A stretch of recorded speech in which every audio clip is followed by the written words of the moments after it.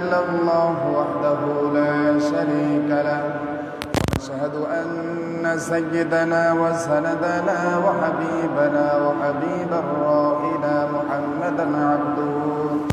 محمدا عبده ورسوله الذي أرسله بالحق بشيرا ونذيرا وداعيا إلى الله بإذنه وسراجا منيرا فقد قال الله تعالى في كلامه المجيد والفرقانه الحميد إن الله وملائكته يصلون على النبي يا أيها الذين آمنوا صلوا عليه وسلموا تسليما اللهم صل على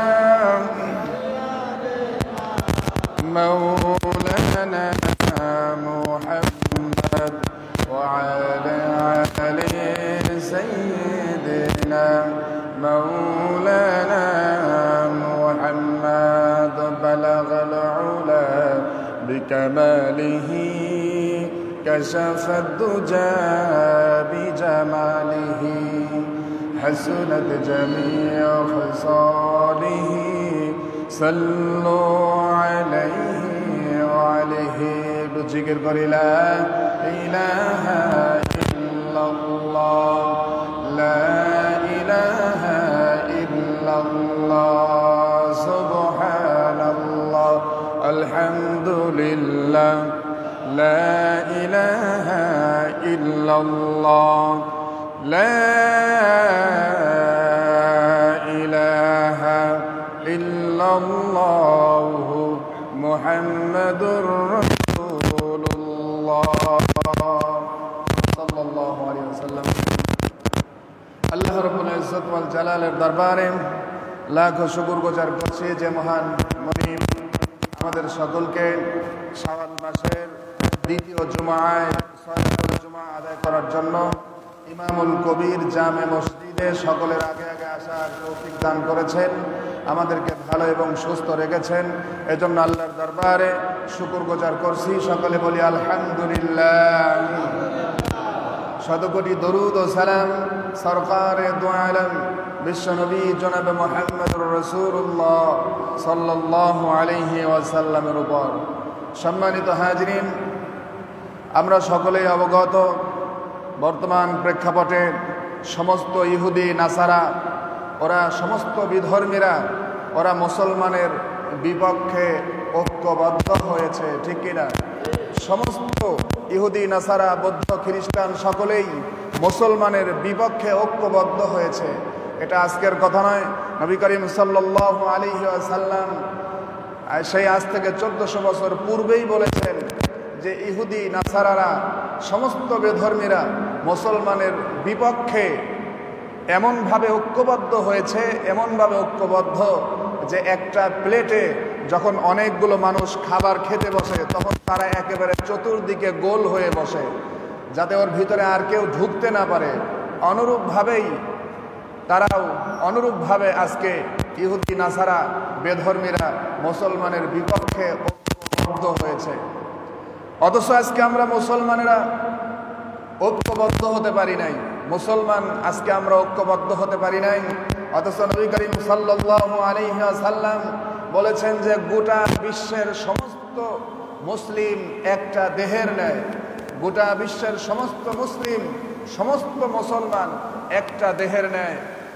তার কারণ হলো একটা দেহের পায়ে যদি আঘাত পায় সেটার ব্যথা সারা শরীর অনুভব করে। পায়ে আঘাত পেলে মাথা পর্যন্ত ব্যথায় জর্জরিত হয়ে যায়, আবার মাথায়ও যদি আঘাত পায় সারা শরীরে ব্যথা অনুভব করে। অনুরূপভাবে আল্লাহ রাসূল বলেন যে গোটা বিশ্বের মুসলমান একটা দেহের ন্যায়। কোনো প্রান্তের কোনো মুসলমান যদি কষ্ট পায়, মজলুম হয়, অত্যাচারিত হয়, কোনো প্রান্তের কোনো একজন মুসলমানও যদি কষ্ট পায় তাহলে গোটা বিশ্বের সমস্ত মুসলমানের কষ্ট পাওয়া উচিত, ঠিক কিনা? অথচ আজকে মুসলমানদের গোটা বিশ্বেই মুসলমানরাই আজকে নির্যাতিত, অত্যাচারিত।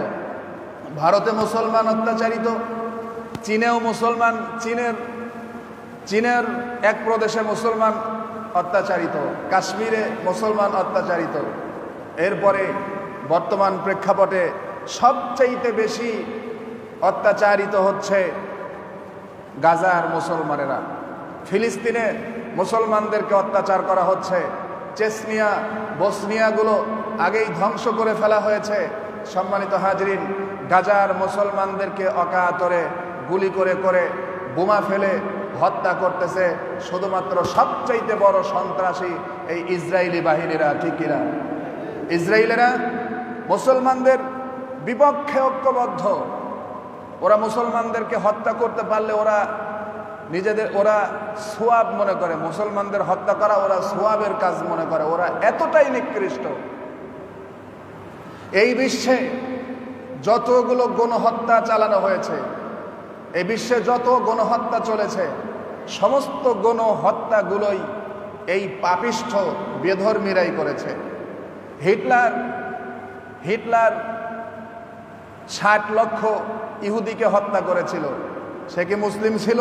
না, সে মুসলিম ছিল না, অমুসলিম ছিল। অনুরূপভাবে যত গণহত্যা চালানো হয়েছে, লক্ষ লক্ষ মানুষকে হত্যা করেছে, এটা শুধুমাত্র বিধর্মীরাই করেছে। মুসলমান কখনোই গণহত্যা চালায় নাই। বারবার মুসলমান অত্যাচারিত, নির্যাতিত। অথচ আজকে আমরা মুসলমানদের, আজকে যারা অত্যাচারিত হচ্ছে, নির্যাতিত হচ্ছে, তাদের পক্ষে আমরা কোনো বিন্দু পরিমাণেও ভূমিকা অবলম্বন করতে পারছি না। আজকে বলা হচ্ছে, ডাক আসতেছে গাজার মুসলমানদেরকে সাহায্য করা হোক, সহযোগিতা করা হোক, গাজার মুসলমানের পক্ষে দাঁড়িয়ে অন্তত একটা স্লোগান দেওয়া হোক। কিন্তু সেগুলোও হচ্ছে না।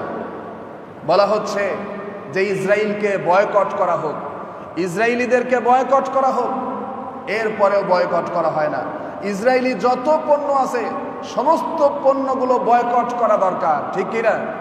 ইসরায়েলি যত পণ্য আছে সমস্ত পণ্য বয়কট করা দরকার। এক শ্রেণীর মাথা মোটার দল, ওরা ইসরায়েলি পণ্য বয়কট করলে নাকি ওরা ভাতে পানিতে মরবে। বলেছে না যে ইসরায়েলি পণ্য বয়কট করলে আমরা কোনো পণ্যই পাবো না, এমন কথা তারা বলে থাকে। আমি এর আগেও বলেছি, ইসরায়েলি সমস্ত পণ্যগুলো বয়কট করতে হবে এবং দেশীয় পণ্যগুলো আমাদেরকে ব্যবহার করতে হবে। দেশীয় পণ্যের মান যদি খারাপ থাকে তাহলে কোম্পানিগুলোর উচিত হলো পণ্যগুলোর মান উন্নয়ন করা, ঠিক কিনা?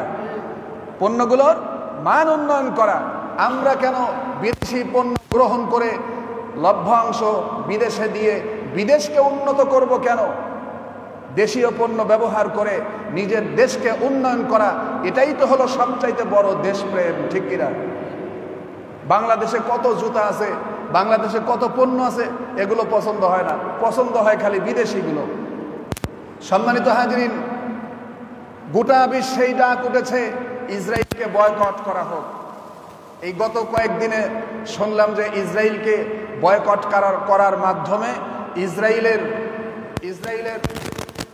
8.95% আপনার ওদের ব্যবসায়িক লোকসান হয়েছে। ওদের 8.95 বিলিয়ন ডলার ওদের ক্ষয়ক্ষতি হয়েছে। তো গোটা বিশ্ব যদি ইসরায়েলের পণ্যগুলো বয়কট করে এবং আমরা নিজের দেশের পণ্যগুলো গ্রহণ করি, এরপরে নিজের দেশের পণ্যগুলোর মান উন্নয়ন করি, কারণ নিজের দেশের ব্যবসা ভালো না হলেই তো পণ্যের মান খারাপ হয়। আমরা যখন দেশীয় পণ্য গ্রহণ করা শুরু করব তখন দেখা যাবে যে অটোমেটিকভাবে পণ্যগুলোর মান আরো ভালো হবে, ঠিক কিনা? সুতরাং ইসরায়েলি সমস্ত পণ্য বয়কট করা, এটা হলো জিহাদের প্রথম হাতিয়ার, ঠিক কিনা? ইসরায়েলি সমস্ত পণ্য বয়কট করলে আপনি জিহাদের সোয়াব পাবেন নিঃসন্দেহে। কারণ ইসরায়েলি পণ্য বয়কট করার মাধ্যমে ওদেরকে অর্থনৈতিক চাপের মধ্যে ফেলা হচ্ছে। কারণ আমাদের সাথে ব্যবসা করে ওরা যে মুনাফা অর্জন করছে, সেই টাকা দিয়ে গোলা বারুদ কিনে ওরা আবার আমাদের বুকেই সেই গোলাবারুদগুলো চালাচ্ছে, ঠিক না? সুতরাং ইসরায়েলের সমস্ত পণ্য বয়কট করা এটা মুসলমানের জন্য সবচাইতে বড় জরুরি। এখন আপনি যদি ইসরায়েলের পণ্যগুলো বয়কট করেন তাহলে আপনি জিহাদের সোয়াব পাবেন। সুবহানাল্লাহ। কিসের সোয়াব? জিহাদের সোয়াব পাবেন। আপনারা খেয়াল করে দেখবেন, একজন হিন্দু সহজে মুসলিম দোকানে ক্রয় করে না।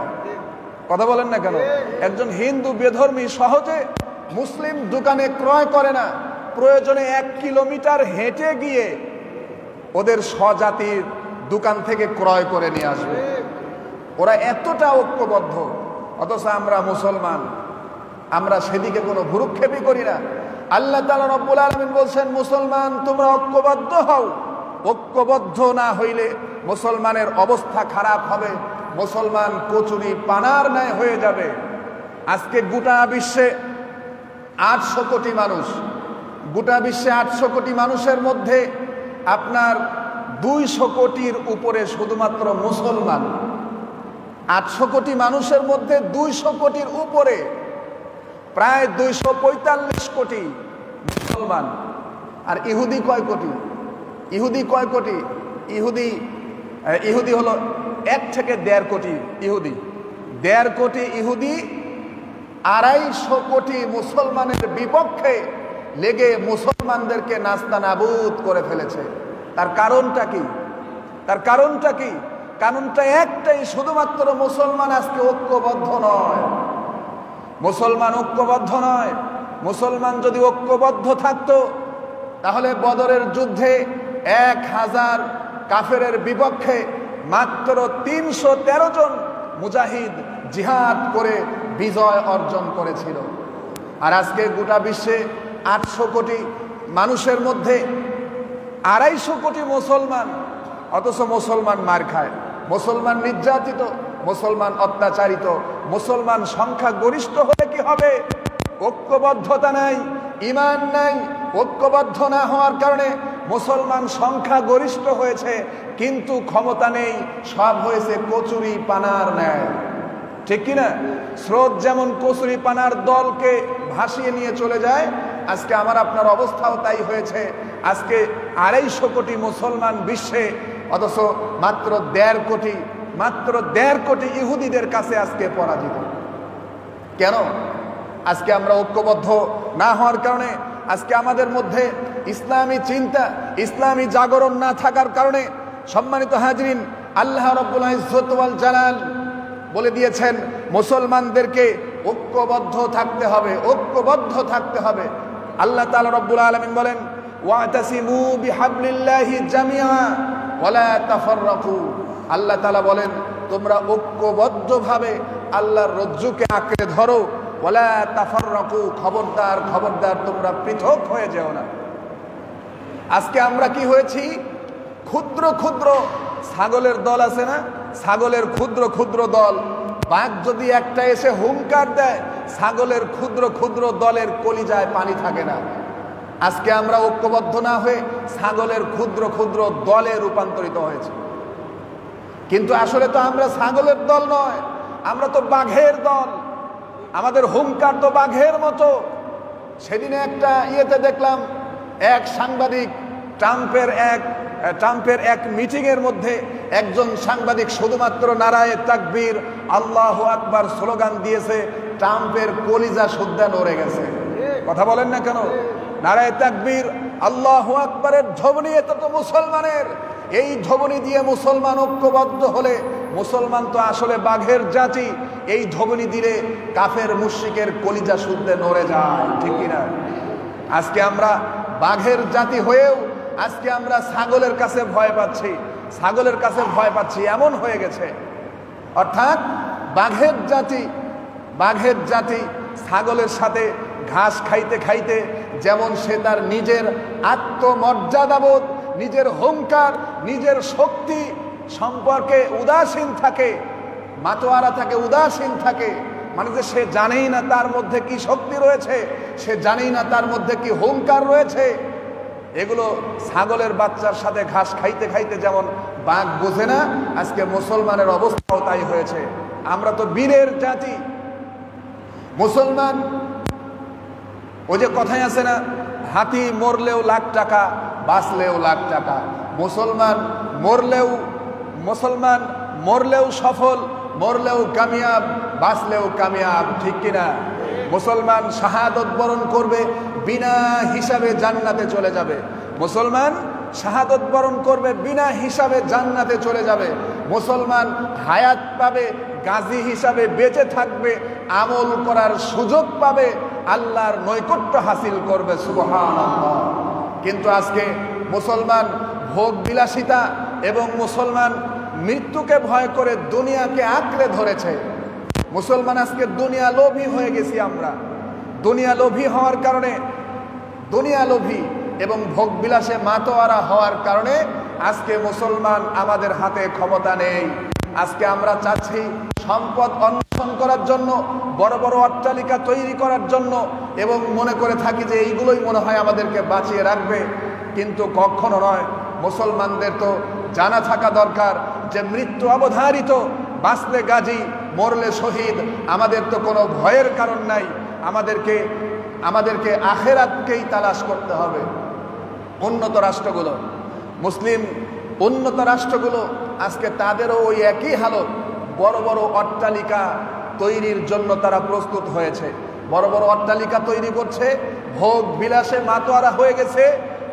আর অপর দিক থেকে কাফের মুশরিকেরা অস্ত্র শস্ত্র এবং গোলাবারুদ তৈরি করে মুসলমানদের উপর আঘাত হানছে। আজকে আমরা যদি আমাদের দেশের কথাই বলেন, এই যে স্বৈরাচার লক্ষ লক্ষ কোটি কোটি বিলিয়ন বিলিয়ন টাকা যে পাচার করে চলে গেল, এই সম্পদ যদি প্রশাসনিক ক্ষেত্রে কাজে লাগানো যেত, তাহলে বাংলাদেশ পরমাণু শক্তিধর একটা ক্ষমতা সম্পন্ন রাষ্ট্রে রূপান্তরিত হতো, ঠিক কিনা? আজকে পরমাণু শক্তিধর ক্ষমতা সম্পন্ন রাষ্ট্রে পরিণত হতো। কিন্তু সম্পদ চুরি করেছে, ওই সম্পদ ভেবেছে যে তাদেরকে বাঁচিয়ে রাখবে। এটা তো সাধারণ একটা উদাহরণ দিলাম, ছোট দেশ হিসাবেই উদাহরণ দিলাম। আর তাহলে যদি বড় বড় সম্পদশালী রাষ্ট্রের দিকে তাকান, সৌদি আরব, কুয়েত, তারপরে আপনার তুরস্ক, এরপরে এই সমস্ত যে আরো বড় বড় ধনাঢ্য যে সমস্ত রাষ্ট্রগুলো রয়েছে, তারা যদি প্রশাসনিক খাতে তারা যদি তাদের সম্পদগুলো ভোগবিলাসে ব্যয় না করে এই রাস্তায় ব্যয় করতো, আমার মনে হয় প্রত্যেকটা রাষ্ট্র পরমাণু শক্তিধর ক্ষমতা সম্পন্ন হয়ে যেত। মুসলমানের সামনে চোখ তুলে তাকানোর মতো কেউ ছিল না। কিন্তু মুসলমান আজকে ঐক্যবদ্ধ নাই। ভোগ বিলাস আর দুনিয়ার পিছনে আমরা পড়ে আছি। আহারে, আল্লাহ তাআলা ক্ষমতা দিয়েছিলেন মুসলমানদেরকে, অথচ আমরা ক্ষমতাকে হারিয়ে ফেলেছি দুনিয়াকে গ্রহণ করার কারণে। আল্লাহ তাআলা হেফাজত করুন, সকলে বলি আমিন। সম্মানিত হাজরিন, ইসলামী আন্দোলন ছাড়া আপনাকে সর্বদা সর্ব অবস্থায় ইসলামী আন্দোলন করতে হবে। ইসলামী আন্দোলন যদি আপনার মধ্যে না থাকে, কিসের মুসলমান? আজকে আমরা যে সমস্ত আন্দোলনগুলো করে থাকি সব দুনিয়া লাভের আন্দোলন। ওই যে কেউ আওয়ামী লীগ করবে, কেউ বিএনপি করবে, কেউ জাসদ করবে, কেউ আরো কত দল আছে, এগুলো সব আপনার দুনিয়া লাভের আন্দোলন। আপনাকে এই আন্দোলনের জন্য দুনিয়াতে প্রেরণ করা হয় নাই, আপনাকে আন্দোলন করতে হবে ইসলামী আন্দোলন।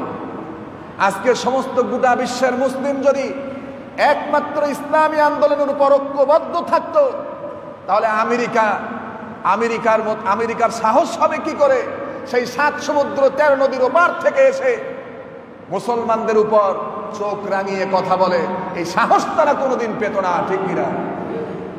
সম্মানিত হাজরিন, আল্লাহ রাব্বুল ইজ্জত ওয়াল জালাল আপনাকে ঐক্যবদ্ধ থাকতে বলছেন।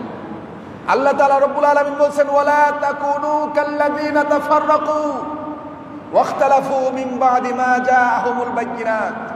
সুস্পষ্ট নিদর্শন আসার পরেও যদি তোমরা ক্ষুদ্র ক্ষুদ্র দলে দলে দলভুক্ত হয়ে যাও, তাহলে অবশ্যই তোমাদের উপর আযাব নেমে আসবে, ক্ষতিগ্রস্ত হয়ে যাবা, ধ্বংসপ্রাপ্ত হয়ে যাবা।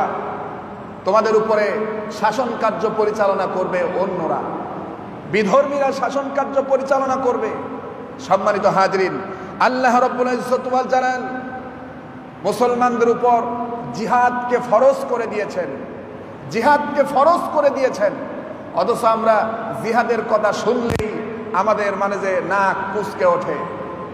আল্লাহ তাআলা রব্বুল আলামিন বলেন, ওয়াজাহিদু ফিল্লাহি হাক্কা জিহাদিহি হুয়া ইজতাবাকুম ওয়া মা জাআলা আলাইকুম ফিদ-দীন মিন হারাজ মিল্লাতা আবিকুম ইব্রাহিম হুয়া সাম্মাকুমুল মুসলিমিন।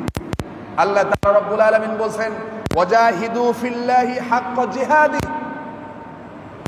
তোমরা জিহাদ করো যেভাবে জিহাদ করা দরকার, তোমরা জিহাদ করো যেভাবে জিহাদ করা দরকার, যেভাবে জিহাদ করা দরকার। এরপর আল্লাহ রাব্বুল আলামিন বলেন, হুয়া ইজতাবাকুম ওয়া মা জাআলা আলাইকুম ফিদ-দীন মিন হারাজ। আল্লাহ তাআলা রাব্বুল আলামিন বলেন, তিনি তোমাদেরকে নিজের কাজের জন্যই বাছাই করে নিয়েছেন। আল্লাহ তাআলা মুসলমানদেরকে নিজের কাজের জন্যই বাছাই করে নিয়েছেন এবং জিহাদ করতে বলেছেন যেভাবে জিহাদ করতে হবে, জান এবং মাল দিয়ে আল্লাহর রাস্তায় জিহাদ করতে হবে। আল্লাহ তাআলা রব্বুল আলামিন বলেন, মিল্লাতা আবিকুম ইব্রাহিম হুয়া সাম্মাকুমুল মুসলিমিন, তোমরা তোমাদের পিতা ইব্রাহিম আলাইহিস সালামের মিল্লাতের উপরে প্রতিষ্ঠিত হও আর তিনি তোমাদের নাম রেখেছেন মুসলমান। জোরে বলি সুবহানাল্লাহ। সম্মানিত হাজিরিন, আল্লাহ রাব্বুল ইজ্জত ওয়াল জালাল আরো বলছেন, আল্লাযীনা আমানু ইউকাতিলুনা ফি সাবিলিল্লাহ ওয়াল্লাযীনা কাফারু ইউকাতিলুনা ফি সাবিলিত তাগুত ফাকাতিলু আউলিয়া আশ-শাইতান ইন্না কাইদাশ শাইতানি কানা দাঈফা। আল্লাহ তাআলা রব্বুল আলামিন বলেন, যারা ঈমানদার তারা আল্লাহর পথে জিহাদ করে, আর যারা কাফের বেঈমান মুশরিক ওরা শয়তানের পক্ষে জিহাদ করে। আল্লাহ রাব্বুল আলামিন বলেন, তোমরা জিহাদ করো শয়তানের বিপক্ষে, কারণ শয়তান যতই যুদ্ধ করুক না কেন শয়তানের সমস্ত কলা কৌশল একেবারে দুর্বল, শয়তানের সমস্ত কলা কৌশল একেবারে দুর্বল। সুতরাং আপনাকে আমাকে ঐক্যবদ্ধভাবে ইসলামের উপর প্রতিষ্ঠিত থাকতে হবে এবং ঐক্যবদ্ধভাবে বাতিলের বিপক্ষে লড়াকু সৈনিকের মতো ঐক্যবদ্ধ থাকতে হবে। ডাক এসেছে ইসরায়েলি সমস্ত পণ্য বয়কটের, ডাক এসেছে ইসরায়েলি সমস্ত পণ্য বয়কটের। এই মতো অবস্থায় ইসরায়েলি সমস্ত পণ্য বয়কট করা এটা আমাদের জন্য ওয়াজিব, বয়কট করা এটা আমাদের জন্য ওয়াজিব। আর আমরা যদি এই মতো অবস্থায় বেধর্মীদের সমস্ত পণ্যগুলো বয়কট করে দেই তাহলে এটাই আমাদের জন্য জিহাদের সওয়াব পাওয়া যাবে। সুবহানাল্লাহ, এটাই আমাদের জন্য জিহাদ। কারণ আমরা তো পারছি না, সেখানে যুদ্ধ করতে পারছি না। আজকে ফিলিস্তিনের, আজকে গাজার মুসলমানদেরকে অত্যাচার করা হচ্ছে, নির্যাতন করা হচ্ছে, অকাতরে হত্যা করা হচ্ছে। অথচ সেই ফিলিস্তিন, মসজিদে আকসা, জেরুজালেম, লেবানন এগুলো তো পবিত্র ভূমি, বরকতময় ভূমি, এটা মুসলমানদের জন্য। এ সম্পর্কে আল্লাহ তাআলা রব্বুল আলামিন সূরাতুল বনী ইসরাঈলের মধ্যে ঘোষণা করছেন। আল্লাহ তাআলা বলেন, সুবহানাল্লাযী আসরা বিআবদিহি লাইলাম মিনাল মাসজিদিল হারাম ইলাল মাসজিদিল আকসা আল্লাযী বারাকনা হাওলাহু লিনুরিয়াহু মিন আয়াতিনা। আল্লাহ রাব্বুল আলামিন বলেন যে আমি আমার হাবিবকে মসজিদে হারাম থেকে মসজিদে আকসা পর্যন্ত, বাইতুল মুকাদ্দাস পর্যন্ত ইসরা করালাম, এবং যে জায়গাটা হলো বরকতময়, যে ভূমিটা হলো বরকতময় ভূমি। দেখুন, এলাকাটা বরকতময় মুসলমানদের জন্য, পবিত্র ভূমি মুসলমানের জন্য। শত শত নবী রাসূলকে আল্লাহ রাব্বুল আলামিন সেই লেবানন, ফিলিস্তিন এবং জেরুজালেমে আল্লাহ তাআলা প্রেরণ করেছিলেন। সুবহানাল্লাহ। সম্মানিত হাজরিন, নবী করিম সাল্লাল্লাহু আলাইহি ওয়াসাল্লাম বলেন, মুসলমান যদি ভ্রমণ করতে চায়, সফর করতে চায় কোনো মসজিদে, 3টা মসজিদে সফর করতে পারবে। তিনটা মসজিদে সফর করতে পারবে। এক নাম্বার হলো মসজিদুল হারাম, 2 নাম্বার মসজিদে নববী এবং 3 নাম্বার হলো মসজিদে আকসা। আল্লাহ রাসূল এই 3টা মসজিদে সফরের উদ্দেশ্যে, জিয়ারতের ভ্রমণের উদ্দেশ্যে যাওয়া যেতে পারে, সোয়াবের ওসিলায় সোয়াবের উদ্দেশ্যে যাওয়া যেতে পারে। কোন ব্যক্তি যদি মসজিদে আকসায় 1 রাকাত নামাজ আদায় করে তাহলে তার আমল নামায় 25,000 রাকাত নামাজ আদায়ের সোয়াব দেওয়া হয়। সুবহানাল্লাহ।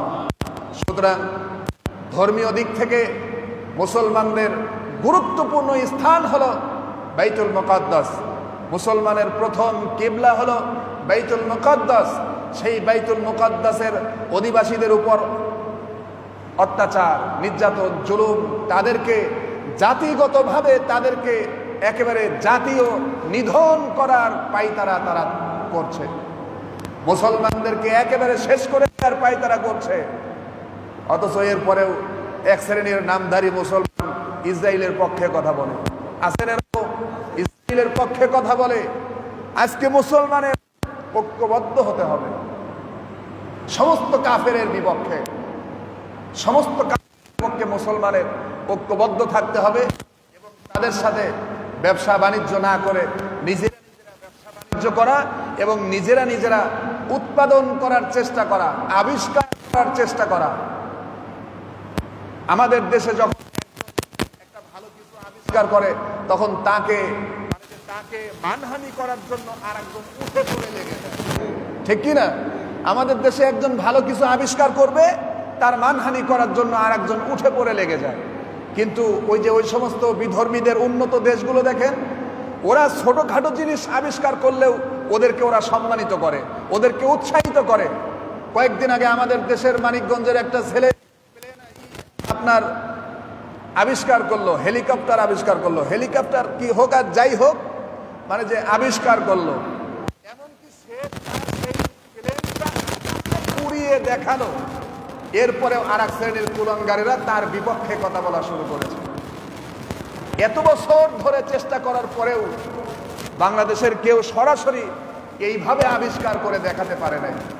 আবিষ্কার করতে চেয়েছিল, আবিষ্কার করার চেষ্টা করেছিল, না পারার কারণে সারা বিশ্বে বাংলাদেশের একটা মানহানি, লজ্জাস্করের মধ্যে পড়তে হয়েছিল, তিরস্কারের মুখে পড়তে হয়েছিল। কিন্তু যখন মানিকগঞ্জের ছেলেটা প্লেন আবিষ্কার করে চালিয়ে দেখিয়ে দিল, সে কোনো ইউনিভার্সিটিতে পড়ে নাই, ঠিক কিনা?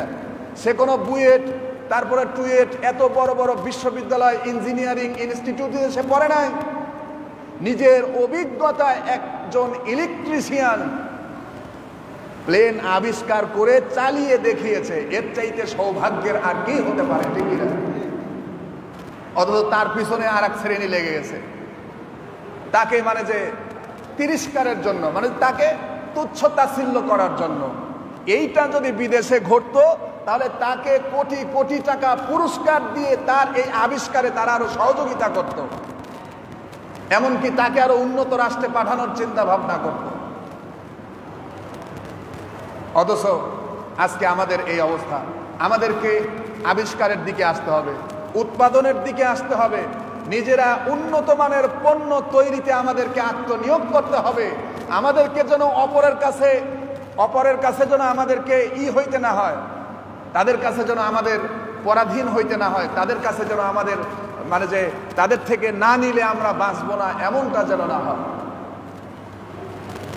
আপনি পড়াশোনা জানেন আর না জানেন, উৎপাদন ক্ষমতা বাড়াইতে হবে, চেষ্টা করতে হবে, আবিষ্কার করতে হবে। এগুলো বুদ্ধি, কলা কৌশল আবিষ্কার করতে হবে।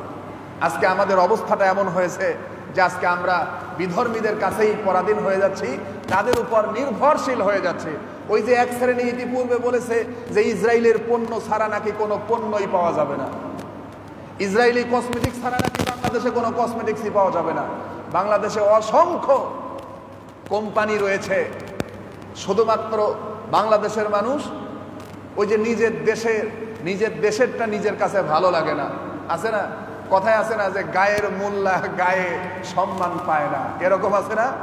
বাংলাদেশের ঔষধগুলো আজকে গোটা বিশ্বে সাপ্লাই হচ্ছে, কিন্তু কিছু মানুষ, আপনি স্কয়ার বলেন, ইবনে সিনা বলেন, বড় বড় এই যে বেক্সিমকো বলেন, বড় বড় বিভিন্ন ঔষধগুলো আজকে সারা বিশ্বে সাপ্লাই হচ্ছে।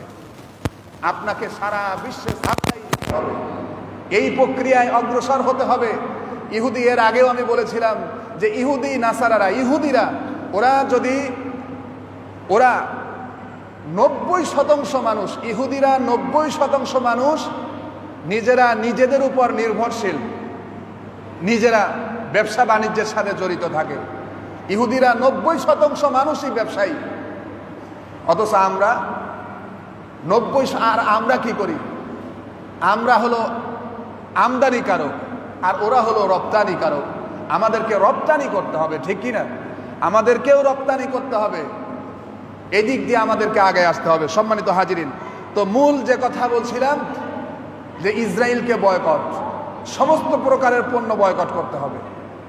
কারণ আপনার সাথে ব্যবসা করে সে মুনাফা অর্জন করে লাভবান হয়ে আবার মুসলমানের বুকে গুলি চালাবে, এইটা আমরা হতে দেব না, ঠিক কিনা? আজকে এই ডাক উঠেছে। দেখুন, ওই যে কোকাকোলা কোম্পানি যেগুলো যে এই যে কোকাকোলাগুলো, যে পানি জাতীয়গুলো, যে পানি জাতীয় খাবারগুলো, যেগুলো যে ড্রিঙ্ক ওয়াটারগুলো বের করেছে, ওগুলোর মধ্যে এর আগেও আমরা শুনেছি, ওলামায়ে কেরাম আলোচনা করেছিলেন যে ওগুলোর মধ্যে শূকরের চর্বি দেয়া থাকে। জোরে বলি নাউজুবিল্লাহ। মুসলমানের ঈমান ধ্বংস করাটাই হলো ওদের কাজ। এজন্য বর্তমান প্রেক্ষাপটের অধিকাংশ আলেমগণ বলেছেন যে আগের যুগে যে মদকে হারাম করা হয়েছে, আল্লাহ রাসূল যে মদকে নিষেধ করেছিলেন, আল্লাহ তাআলা যে মদকে হারাম করেছেন, যে মদ নিষিদ্ধ হয়েছিল, সেই মদগুলো এই সমস্ত বেধর্মীরা সেই মদগুলোকেই মানে যে মডিফাই করে মানুষের কাছে তুলে দিয়েছে, টাইগার নামে, কোকাকোলা নামে, অমুক নামে, তমুক নামে, এইগুলো উঠায় দিয়েছে। আজকে এগুলো থেকে বিরত থাকতে হবে। চিকিৎসা বিজ্ঞান কি বলছে? আপনি যত বেশি এই সমস্ত ড্রিঙ্কিং ওয়াটার ব্যবহার করবেন, তত বেশি আপনার কিডনি নষ্ট হতে থাকবে, ঠিক কিনা? তত দ্রুত কিডনি নষ্ট হবে, তত দ্রুত। কি সাধারণ পানি, কিছুই দেখা যায় না, স্পিরিটটা কত, ঝাঁকি দিলে আপনার বোতল ফেটে যেতে চায়। তাহলে ওর ভিতরে কি ঢুকানো আছে? কথা বলেন না কেন? ওর ভিতরে কি ঢুকানো আছে যে ঝাঁকি দিলে বোতল ফেটে যেতে চায়? সেইটা আপনি ঢকঢক করে খেয়ে নিচ্ছেন। আপনার পাকস্থলীতে কি হচ্ছে, আপনার কিডনিতে কি হচ্ছে, আপনি বুঝতে পারতেছেন না। সময় হলে আপনি অসুস্থ হয়ে পড়বেন, কিডনিও নষ্ট হবে, পাকস্থলীও নষ্ট হবে, এসব নষ্ট হয়ে যাচ্ছে। সুতরাং নিজেকে সুস্থ থাকতে চাইলে এই সমস্ত কিছু পরিত্যাগ করতে হবে। তারপরেও দেখুন যে দেখা গেল যে ওই কোকাকোলার বিপক্ষে যখন বাংলাদেশি একটা কোম্পানি আপনার মজো যখন সাপ্লাই দেওয়া শুরু করলো, তখন দেখা গেল যে কোকাকোলার মানে অনেক বড় একটা লস হলো। তা আমরা চাই যে সমস্ত প্রকারের বিদেশি পণ্যগুলোকে বয়কট করতে। আপনারা পারবেন তো ইনশাআল্লাহ? সমস্ত প্রকারের ইসরায়েলি পণ্য আমরা বয়কট করব, দেশীয় পণ্য আমরা ব্যবহার করব, এবং আমরা আহ্বান করব ওই সমস্ত পণ্য উৎপাদনকারী কোম্পানিগুলোকে তারা যেন মানসম্মত, উন্নয়নমূলক, মানসম্মত পণ্য যেন তারা তৈরি করে। আল্লাহ তাআলা সকলকে তৌফিক দান করুক। সকলে বলি আমিন। ওয়া আখিরি দাওয়ানা আনিল হামদুলিল্লাহি রাব্বিল আলামিন। আমরা যারা সুন্নাত পড়ি নাই, 4 রাকাত সুন্নাত পড়ে নেব। তার পূর্বে একটা ঘোষণা, আমাদের সিনাবা থেকে একটা মিছিল আসবে রেল লাইন